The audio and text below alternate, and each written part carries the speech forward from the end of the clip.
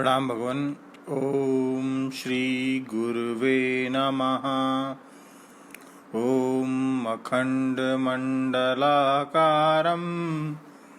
व्याप्तं येन चराचरं तत्पदं दर्शितं येन तस्मै श्री गुरुवे नमः।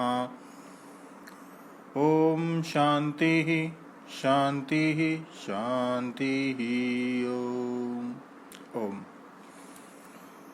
भगवान श्री रमण महर्षि जी से बातचीत 13 जुलाई 1935 की वार्ता के आधार पर। और एक यात्री ने प्रश्न किया कि आत्मज्ञान के पश्चात भी क्या जगत भाषित होता है। तो महर्षि जी कहते हैं, यह प्रश्न किसने किया है? यह प्रश्न ज्ञानी ने किया है अथवा अज्ञानी ने? तो भक्त कहता है अज्ञानी ने। महर्षि जी कहते हैं, यह अनुभूति करो कि प्रश्न किसको उठता है।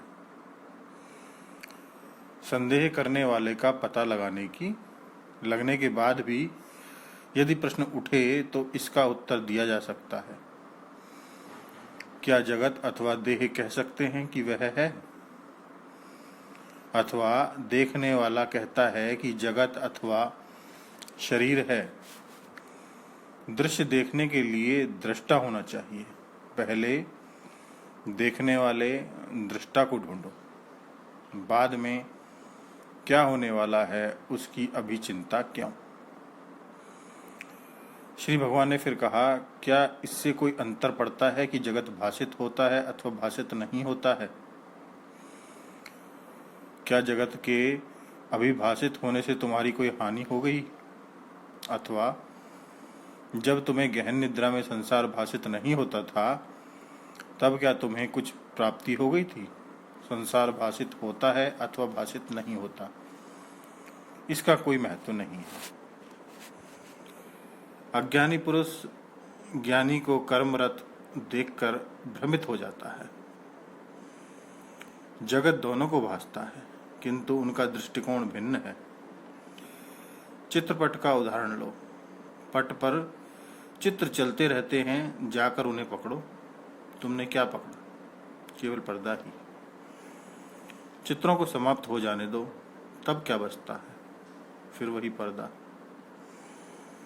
यहाँ भी ऐसा ही है। जबकि जगत भाषित हो रहा है, यह देखो कि जगत किसे भाषित हो रहा है। मैं के आधार को पकड़ लो। आधार को पकड़ लेने के पश्चात जगत भाषित होता है अथवा नहीं, इससे क्या अंतर पड़ता है?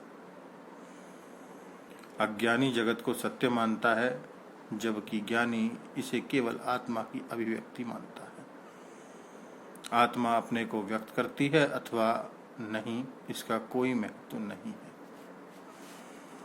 अब 15 जुलाई 1935 की वार्ता के आधार पर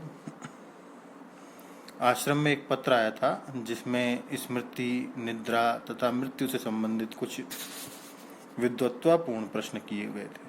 पहले देखने में प्रश्न तर्कयुक्त प्रतीत हुए, किंतु उत्तर देने में कठिन लगे। किंतु महर्षि के समक्ष उस विषय को रखने पर उन्होंने बहुत ही सुंदर ढंग से उलझन को सुलझाकर बताया कि सत्य मैं को असत मैं से पृथक न करने से ही यह सब भ्रम उत्पन्न हुआ है। विशेषण तथा वृत्तियां असत में की हैं, सत्य में की नहीं है। मनुष्य के प्रयास का उद्देश्य अपने अज्ञान का निवारण ही है। बाद में वे समाप्त हो जाते हैं और वास्तविक आत्मसत्ता वहां सदैव ही रहती है। आत्मभाव से रहने के लिए किसी प्रयास की आवश्यकता नहीं है। अब प्रश्नोत्तर 21 जुलाई 1935 की वार्ता के आधार पर एक यात्री दक्षिण रेलवे के श्री KSN अय्यर ने कहा, मेरा ध्यान अवस्था में तनिक सा विश्रांति स्थल आता है। जब मैं अपने आप से प्रश्न करता हूँ मैं कौन हूँ, तो मेरा तर्क इस प्रकार चलता है, मैं अपने हाथ को देखता हूँ। इसे कौन देखता है? मेरी आँख। आँख को किस प्रकार देखूं? एक शीशे में। इसी प्रकार स्वयं को देखने के लिए भी शीशा अवश्य ही होना चाहिए। मेरा प्रश्न है, मुझ में शीशे का स्थान कौन उपलब्ध कराएगा? तो महर्षि जी कहते हैं, तब तुम यह प्रश्न क्यों करते हो, मैं कौन हूं? तुम ऐसा क्यों कहते हो कि तुम दुखी होते हो इत्यादि? तुम शांत भी रह सकते थे। तुम अपनी आत्म शांति से बाहर क्यों आते हो? तो भक्त कहता है कि इस प्रकार जिज्ञासा करने से मुझे एकाग्र होने में सहायता मिलती है। क्या एकाग्रता ही एकमात्र लाभ है? महर्षि जी कहते हैं, इससे अधिक तुम क्या चाहते हो? एकाग्रता ही मुख्य वस्तु है। तुमको अपनी शांति से बाहर क्यों आना पड़ता है? भक्त कहता है, क्योंकि मैं बाहर खिंचा जाता हूं। क्योंकि मैं बाहर खिंचा जाता हूं। महर्षि कहते हैं, मैं कौन हूं का तात्पर्य है मैं के स्रोत की खोज करना। यह जान लेने पर जिसके लिए तुम प्रयत्न करते हो उसकी प्राप्ति हो जाती है। महर्षि के शब्दों का सारांश यह प्रतीत होता है कि प्रयास पूरी क्षमता से करना आवश्यक है तथा पराजय की भावनावश घबराकर प्रयास छोड़ देना उचित नहीं है। अब प्रश्नोत्तरों का आगे क्रम जारी रहेगा और अगले सत्संग में लेते हैं। ओम शांति ही शांति ही शांति। प्रणाम भगवान।